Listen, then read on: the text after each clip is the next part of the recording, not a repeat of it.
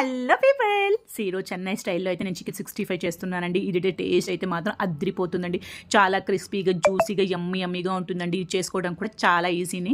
ఇక్కడ నేనైతే చికెన్ అయితే ఒక 3/4 కేజీ తీసుకున్నానండి. దీనికి చికెన్ పీసెస్ చిన్నవిగా ఉంటే చాలా బాగుంటుందండి. అలాగే 1 టేబుల్ స్పూన్ అల్లం వెల్లుల్లి పేస్ట్, పసుపు, 1 tablespoon garam masala, 1/2 tablespoon ధనియా పౌడరు, అలాగే 2 టేబుల్ స్పూన్ కారము, జీలకర్ర, సోంపునైతే వేయించుకొని 1 టేబుల్ స్పూన్ పౌడర్ వేసుకోవాలి. అలాగే 2 టేబుల్ స్పూన్ పెరుగు, సాల్ట్, కరివేపాకు, సోంపు కూడా కరివేపాకు, కొత్తిమీర కూడా సన్నగా చాప్ చేసి వేసుకొని దీన్ని అయితే మాత్రం మంచిగా మిక్స్ చేసుకొని ఒక 1 అవర్ పక్కకు పెట్టేసుకోవాలి.